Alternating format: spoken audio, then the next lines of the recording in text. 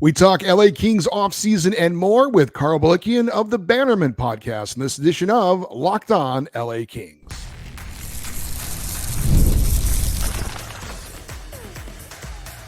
You are Locked On Kings, your daily podcast on the Los Angeles Kings, part of the Locked On Podcast Network, your team every day.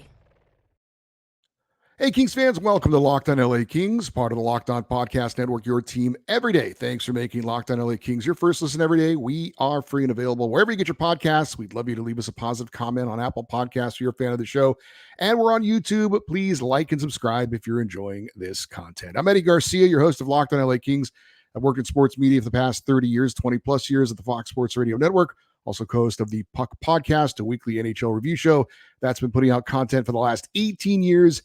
And a passionate LA Kings fan for over 30 years. Today's episode is brought to you by Gametime. Download the Gametime app, create an account, and use the code LOCKEDONNHL for $20 off your first purchase. Terms apply. Well, it is Wednesday, our usual day to have a special guest, and we're very happy to be joined once again by Karo Blikian. He is one of the co-hosts of the Bannerman podcast, and he is kind enough to give us some of his time. You can follow him on that's not the right, there we go, right there. You can follow him on X or Twitter at BannermanPod.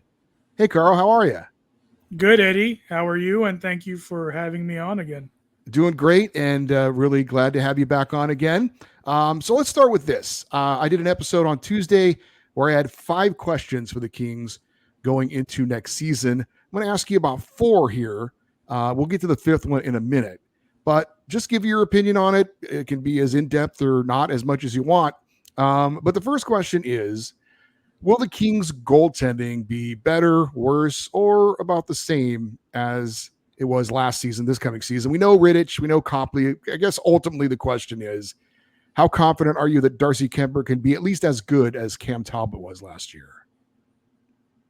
I think it should be fine, which means I guess it's a lateral move. But, you know, Cam Talbot was an all-star, and that wasn't charity. He earned it, obviously. And a lot of people will point to Talbot's numbers before he got to the Kings. They didn't look too great, just like Kemper's last season, and the Kings system benefited Talbot, obviously. So in theory, it should benefit Kuemper. So, you know, I'll say lateral move.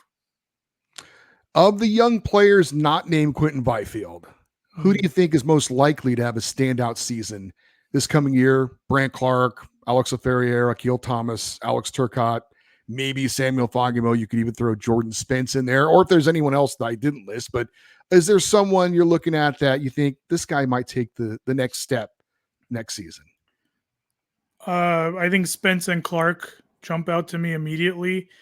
With Spence, I thought he had a great end to the season last season. I think he showed that he could handle NHL minutes, regular NHL minutes. And I thought he was really good against Edmonton in the playoffs, which is saying something because it seemed like the Oilers were scoring at will most of the time against the Kings. I mentioned Clarke. His ceiling is very high, obviously, but those 2 players, Spence and Clarke, I think they need the power play time because they're both gifted offensively to have a standout season. So those 2, and I will say, you mentioned Laferriere. I think I'm going to throw in Laferriere too in there if that's okay. It was his first pro season. Last season, I thought he did fine. I think he had 12 goals. This is his second pro season. I expect him to be better, obviously. I think he's penciled in for the first line at the moment, unconfirmed. But playing with those 2, I think, 15 goals, maybe even 20 if you want to stretch it, is not crazy for Laferriere. I think he has the right head on his shoulders, and the style he plays fits the team. So I know you asked for 1, but I'm giving you 3 bonuses. Yeah, that's absolutely fine. I'd love for it to be 3 or more. How about that? No kidding, huh? Yeah, same. So how do you think the Clarke Spence thing works out as far as the power play goes, assuming Drew Doughty's still your quarterback on the number 1 power play unit? I know some people have floated out that maybe Clarke would play on that number 1 unit as well in kind of a rover kind of a position. What are your thoughts on how it works out between Clarke and Spence, getting them both power play minutes if possible? Yeah, our podcast is guilty of floating that out a couple of times too.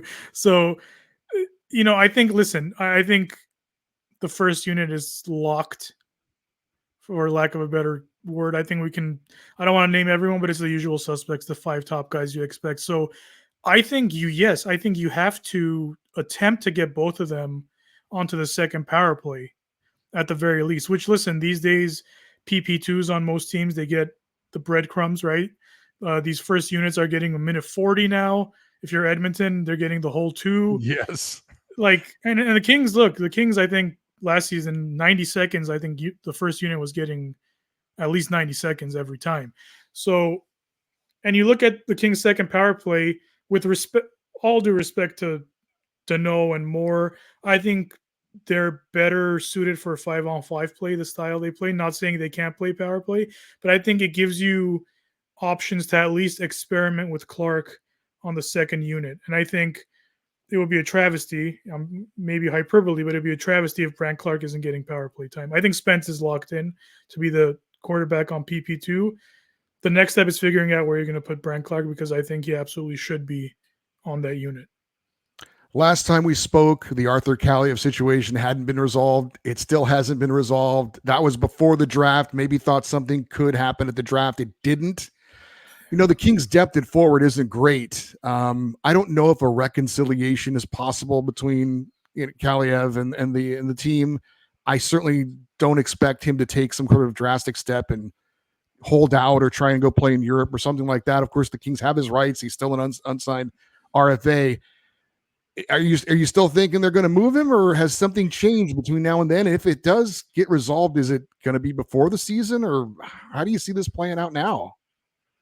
Yeah, it's kind of a head scratcher, isn't it? This whole Kaliyev situation, namely because I think the most opportune times to trade him have now passed. Like, the draft would have been a great time to trade him, obviously probably the best time to trade him. And now we're like really into the offseason. I can't imagine his value can be any lower than it is right now, because teams have already like gotten their draft picks. They're setting up for next season. Most of these teams kind of have an idea of what their roster is. So it's kind of tough to get value out of him. I did see that Martin Nietzsche in Carolina, who requested a trade, just signed a 2-year deal. Not saying he won't get moved eventually. Maybe he will, but maybe Carolina felt we're not getting what we want. Right. So let's get him under contract, and so that the team doesn't have to worry about negotiating his number as well. Look, maybe he plays the 2 years. Maybe things work out. It's not the craziest thing. This has happened before. Jake DeBrusk asked for a trade years ago out of Boston, and just now he signed with Vancouver as a free agent. So they made it work for years. All this to say, it's possible that there's a reconciliation. I know Jim Hiller kind of spoke. I forget which podcast it was. Forgive me, but he kind of said, "Clean slate with me and Artie. Like, let's go, let's work, let's see what happens." It could be coach speak. Like, I don't know what else he's supposed to say, but I get the sense that he would not say that unless there was at least some discussion of Kaliyev coming back being a possibility. So it's open ended, but I think they have to sign him. I think, I don't see what the option is. If you trade him now, it's going to be for such a low return that it would just literally be getting rid of him. And I don't know if the Kings want to do that. So it's possible that he comes back. And you mentioned Jim Hiller. What do you look at him as far as him putting his stamp on the team? We know that he was put in a situation that wasn't great. His mandate was to get the team in the playoffs. There wasn't a lot of time for him to tinker with things, although he did a little bit of that, but nothing more than you would see out of the average, coach that was, changing lines and things like that. Is there something you feel like, and I know it's hard to say because we haven't seen him coach in the NHL, but is there something you think or you would like to see as far as him making some sort of a big change? I don't know what your opinion was as far as him being brought in as head coach. I certainly was hoping they'd bring someone from outside the organization to get a different kind of feel. I understand there are some benefits to having a guy who knows the team and knows the players, but what do you think about him changing things? What's going to be different, if anything, his stamp on this team? What do you feel? Yeah, it's hard. I don't know. I will say this, what I'm trying to read between the lines here. I think you look at this Kings roster, the way it's constructed after free agency, all that stuff. What I'm seeing is an aggressive forechecking team, not a passive one. You add those guys like Fogle and Jeannot, like they are north-south, hard-hitting players. They're not small. So to have this roster the way it's constructed now, with outside of those guys, the kind of the puck hounds you have in Byfield, in Moore, in Deneau, to look at that roster and be like, yeah, you know what? We're going to play passive in the neutral zone again. We're 1-3-1. I think that sounds insane to me now. Like I look at it, I'm like, you got guys here that all they want to do is go get the puck, right? Go hunt the puck. So I expect I expect a more aggressive neutral zone forecheck. I'm not saying they're going to send two guys in, to chickens with their heads cut off, but I think like a 1-2-2, maybe pressure a little bit more up ice instead of wait for the play to come to them. I think that's one thing I would not be surprised to see. I'm not in Jim Hiller's head, but people who cover this team are kind of really leaning on we're not going to see the 1-3-1 that much, if at all, moving into next season. So that's pretty significant, I would say. All right, we're going to have much more with Karo Blikian. Going to get into the changes that have been made this offseason. He talked a little bit about it. We'll do that and more here on Locked On LA Kings, your team every day. Hey, Gametime takes the guesswork out of buying tickets. I have used Gametime to buy tickets to NFL, college football, and NHL games, and I am a very satisfied customer. The app is super easy to use and navigate. Just go on, tap on the listings, sports, music, shows, and they'll list the tickets with the best deals. And it's easy to search for tickets for teams or events, and you get the lowest price guaranteed, or Gametime will credit you 100% of the difference. Take the guesswork out of buying tickets with Gametime. Download the Gametime app, create an account, and use the code LOCKEDONNHL for $20 off your first purchase. Terms apply. Again, create an account, redeem the code LOCKEDONNHL, and get $20 off. Download Gametime today. Last minute tickets, lowest price guaranteed. All right, we continue with Karo Blikian, co-host of the Bannerman podcast that covers the LA Kings.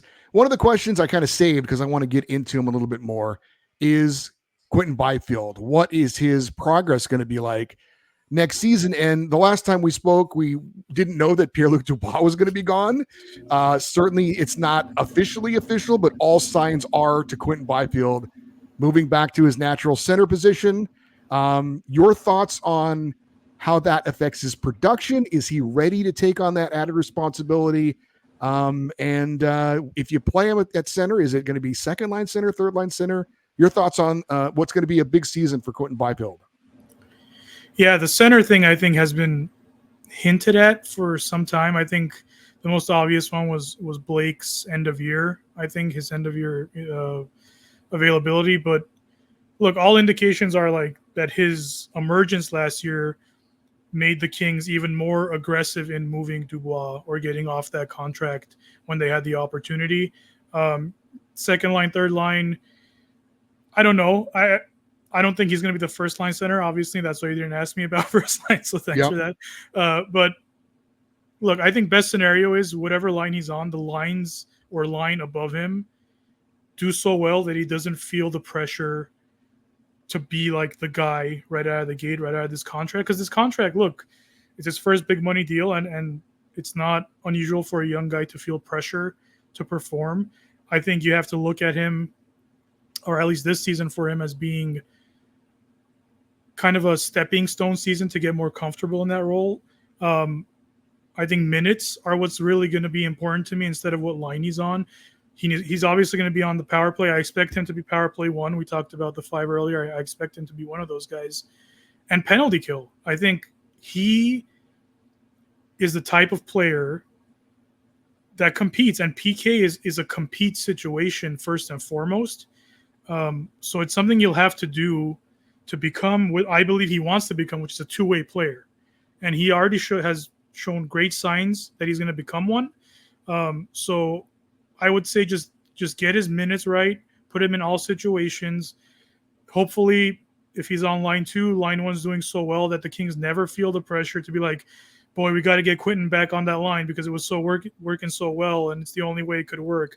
That's what I don't want to happen, Eddie, above all else. I don't want that panic button to be pushed in November where the Kings now are like, all right, Quinton, you're going to be first line wing again because that's what worked last year and nothing else is working. So let those lines be good so that he could do his thing and settle into becoming a two-way player and learning how to play in his own end below the dots and being responsible that way. So that's my hope.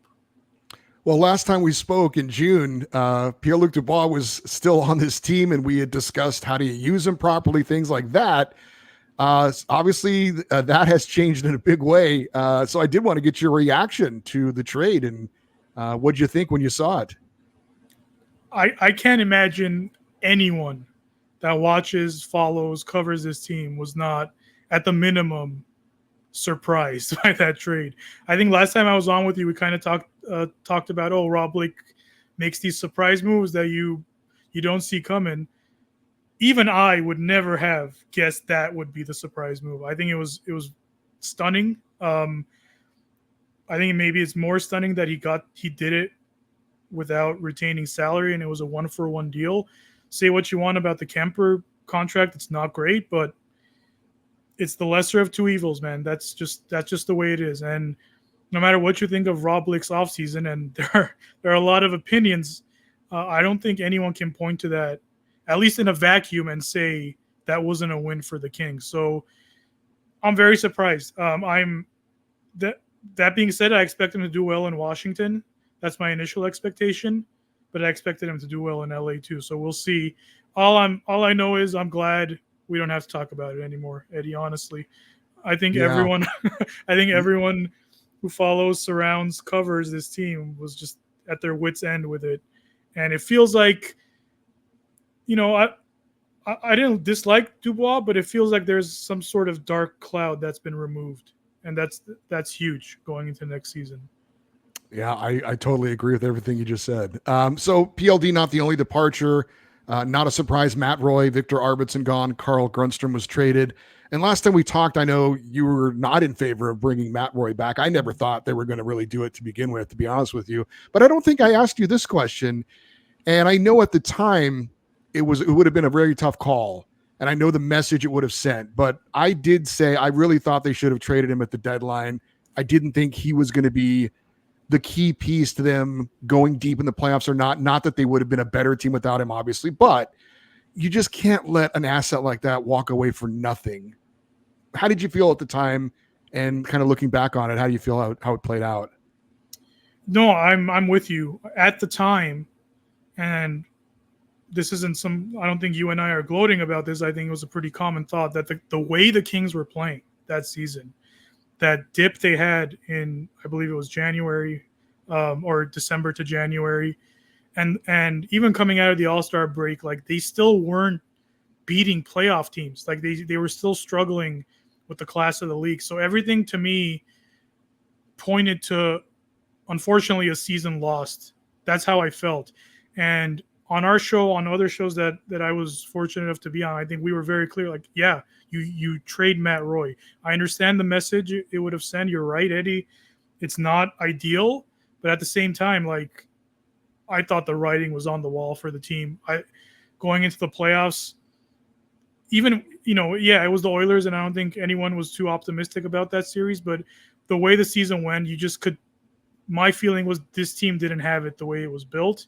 And as a GM, when you see that, my hope would have been that they would have traded him at the deadline, likely for a first-round pick, and then use that first-rounder plus your first-rounder plus whatever to address the needs of the team, because those are very valuable assets. So in hindsight, yes, but also at the time, I think that's how I felt. Well, the Kings do make some additions. Warren Fogle, Tanner Jeannot, Joel Edmondson. I characterize the offseason as underwhelming. Your thoughts on the addition, and do you see what the Kings are trying to do? Because I mentioned what are the changes going to be. They do get bigger, a little grittier. I can understand it, but again, underwhelming though was still my take on it. Yeah, initial reaction was underwhelming as well. But I try to turn the page. Similar to when the Kings got Dubois, I was depressed for 2 days because I hated the trade right out of the gate. But I try to turn the page, and I try to see, okay, what was the plan and how was the execution? I think at the very least, this is the way I look at it. That stretch I was talking about, from December to January. We all know it well, that horrible stretch of losing where they lost 75% of their games or something like that. There was no one on that roster that, or there wasn't an identity on the roster that would pull them out of that.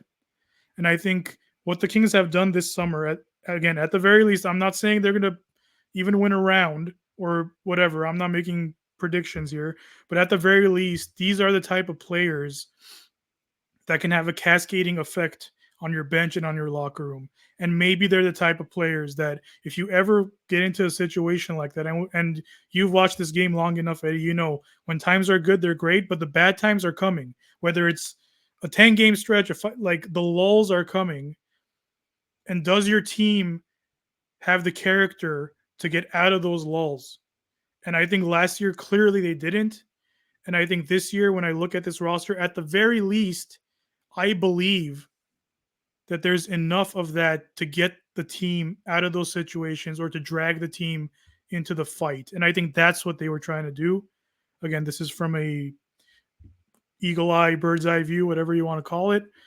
That's my feeling on it. And I don't know how good the team's going to be, but I feel that this build of the team can at least do something inspiring. You know, they're an underdog team now. I think no one is going to argue that. No one's going to pick them to do anything, really, the way they're built right now. And in my experience, or at least my fandom, the years I've had the lowest expectations seemingly have been the most enjoyable years for me. So that's where we're at. This is a team that everyone's writing off, and they've added guys that could take that and turn it into a positive. And that's the way I choose to. Go ahead. I'm sorry to cut you off. No, I was going to say that's the way I'm lying to myself, whatever you want to call it, but that's how I'm looking at it right now. We'll have a little bit more with Karo Blikian. We'll get his thoughts on next season and beyond. That's next here on Locked On LA Kings, your team every day. Hey, drive, passion, and patience. What brings home the winning trophy is also what keeps your ride or die alive. eBay Motors is everything you need to maintain your vehicle and level up to peak performance, from superchargers, roof racks, exhaust kits, LED headlights, and more. Whether you're into speed, power, or style, eBay Motors has got you covered. With over 122 million parts for your number one ride or die, you'll always find exactly what you're looking for. And with eBay's Guaranteed Fit, your part is guaranteed to fit your ride every time, or your money back. Because with eBay Motors, you're burning rubber, not cash. With all the parts you need at the prices you want, it is easy to turn your car into that MVP and bring home the win. Keep your ride or die alive at ebaymotors.com. Eligible items only. Exclusions apply. eBay's Guaranteed Fit only available to U.S. customers. All right, we are wrapping it up with Karo Blikian. He is the co-host of the Bannerman podcast. And last time we talked, it was right before the NHL draft. I know you were looking for the Kings to maybe get kind of a high-end, dynamic offensive defenseman. That didn't happen, but your thoughts on how the Kings did at the draft this year? Yeah, looking at Liam Greentree and Carter George, I think universally liked picks by everyone who covers the prospect end of things in hockey. I don't know who they were targeting. Maybe they were targeting Stian Solberg, who went right before. The Ducks. Could be. Yeah, to the Ducks. They draft well, man. You got to give it to them. But I was pleasantly surprised that they got Greentree, because I was convinced they were going to get EJ Emery. Listening to Mark Yannetti and all the great media he did before the draft, he kept kind of saying, we got these few guys that we're targeting. The fact that they moved back makes me think it was Greentree all along for them, because had it been Stolberg, I think maybe they don't move back. Regardless, the fact that Greentree was the guy they wanted is a good sign for me, because he's an offensive dynamic player. And he's not, I don't know if I want to say he's not in the classic Kings mold, but he's different than the picks the Kings have taken in years past. So I'm very happy with it. Carter George seems like a great goaltender, very high end, or very high ceiling, I should say. And suddenly the Kings goalie pipeline looks good. So that's nice to see. So it's hard with draft picks, because every team leaves the draft thinking they hit home runs all over the place, and only time will tell. But early returns for me personally, yeah, I mean, can't be upset with that. Well, Rob Blake's going into the final year of his contract. We talked about the offseason being underwhelming. I know a lot of people wanted him out before, after this season. Do you see this being his last season as GM? I think so. I mean, again, this team could really outperform expectations and get it done for him. But you look at just sheer talent on paper, like it just, I don't know how it matches up in the Western Conference and the Pacific Division. So what saves his job? I really don't know. I mean, it's got to be a first round win, I think, minimum. And I think that's the team's ceiling. I think maybe they surprise someone in the first round, but I just don't think anyone's going to call them a cup contender. I don't think anyone sees them winning the Stanley Cup. So I guess it all depends on what the goal is for this season. All I'll say is this. It's very interesting to me that with his job on the line, if we know his job's on the line, trust me, he does, that this is what he chose to do with the LA Kings. I think it's absolutely fascinating. I'm interested. I'm very curious to watch the team because Rob Blake didn't fall off a truck. He's been in this league a very long time. He was AGM to Dean Lombardi when the Kings won their second cup. He was the general manager for the Ontario Reign. Like, this isn't some, incompetent person making moves. And I find it fascinating that with everything that's on the line, he goes and gets these guys and says, this is how I'm going to go with this team. So I'm very interested to see that he's essentially putting it all on the line with this kind of aggressive, more kind of old school team. That is Karo Blikian. He is one of the co-hosts of the Bannerman podcast. You can follow the show on X and Twitter at Bannerman Pod, and you can go to bannermanpodcast.com. Get the show on Apple Podcasts, and I'm sure wherever you get your podcast, just like this one. Karo, always appreciate your time. Thank you for on some short notice joining us today. Really appreciate it. Always fun to talk to you. It is amazing how you and I think alike in so many ways. I hope that's a good thing, but really appreciate it, and definitely hope to get you on again before the start of the season. Yeah, thank you, Eddie. Always a pleasure. You're the hardest working man in Kings podcasting, that's for sure. So thank you. Appreciate it. All right. Thank you very much. And thank you guys for listening as always. For you everydayers, those of you that listen and watch Locked On LA Kings every day, don't forget Friday is our usual Kings fan feedback show. Still time to get your thoughts in on those 5 questions about the LA Kings going into next season. If you want to get an email for that, the feedback line, if you will, the address is lockedoneddie@gmail.com. You can always leave your comments in the YouTube section as well if you're watching on YouTube, and that helps the algorithm, or so I'm told. We'd love for you to stay interactive with the show on social media as well, X, Twitter, and Instagram. We are at Locked On LA Kings. I'm Eddie Garcia. Thank you for listening and watching this episode of Locked On LA Kings, part of the Locked On Podcast Network, your team every day. Have a great rest of your day. We'll talk to you tomorrow, and as always, go Kings go.